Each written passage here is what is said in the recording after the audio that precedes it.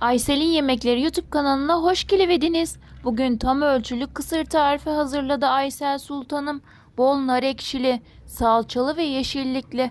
Bu tarifi deneyince diğer tarifleri unutacaksınız. Bulaşık çıkartmayan, herkesin kolayca hazırlayabileceği bir kısır hazırlıyoruz. Hadi buyurun kısır yapımına. Öncelikle tencereye zeytinyağı dökelim. Üzerine 3-4 tane yemeklik doğranmış soğan ekleyelim. Pembeleşinceye kadar kavuralım.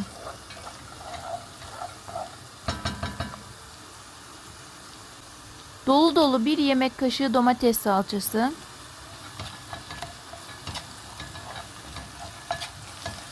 Ve bir yemek kaşığı acı biber salçası ilave edelim.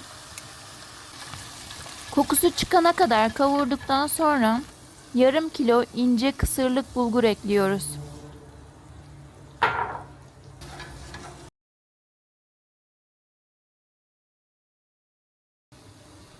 2 çay kaşığı tuz.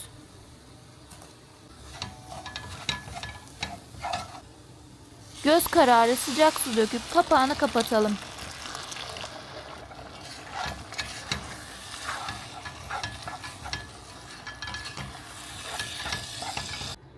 Bir güzel demlensin. Topak topak olmaması için ara ara karıştırıyor Aysel Sultanım.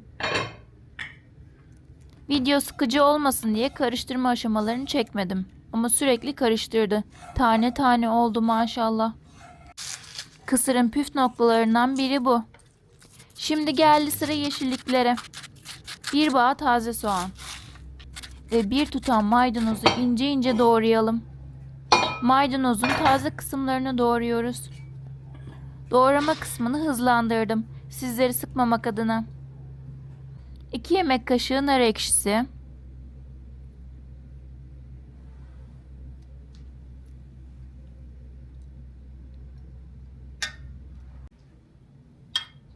3 çay kaşığı pul biber.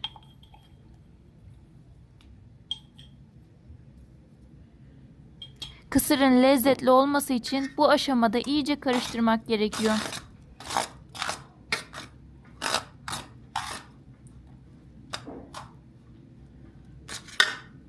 Doğradığımız yeşillikleri de ekledikten sonra karıştırmaya devam edelim.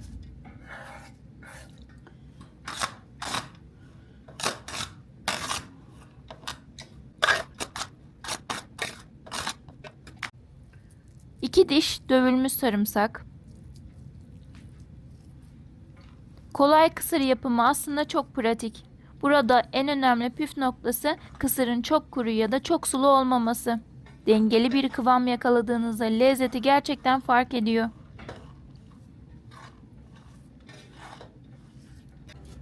Aysel Sultanım kısır tarifine sevgisini de kattı.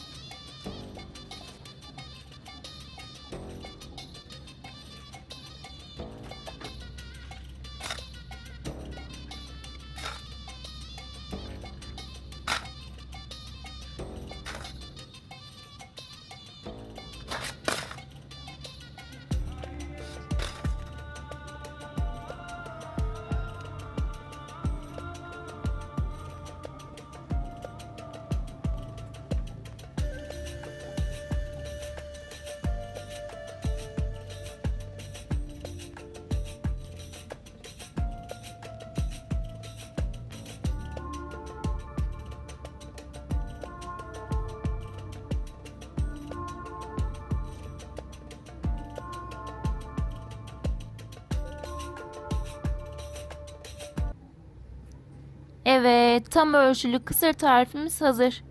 Siz de evde kolayca deneyebilirsiniz. Şimdiden afiyetler olsun. Beğenen elleriniz para görüversin inşallah. Abone oluverin gari. Hype'ye puanı verelim. Allah'a emanet olun.